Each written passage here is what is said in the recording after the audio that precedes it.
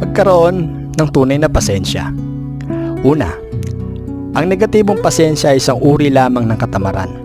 Kapag wala ang ginagawa at naghihintay ng milagrong mangyayari, ang katamaran na ito ay ginagawa kang mapurol at para kang patay.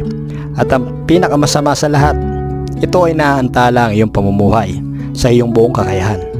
Pangalawa, tunay na pasensya o positibong pasensya. Ito ay napaka-aktibo at malikain. Hindi ito batay sa katamaran, ngunit nagniningning ito at puno ito ng pagniningning ng pag-asa.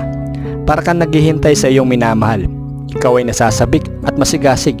Pinapanatili mong maayos at nakangiti ang iyong sarili habang naghihintay ng may lubos na pananalig na naroroon ang iyong kasintahan anumang sandali. Kaya maghintay ka ng may pagkaalisto at pagtitiwala at higit sa lahat masiyahan ka sa iyong paghihintay.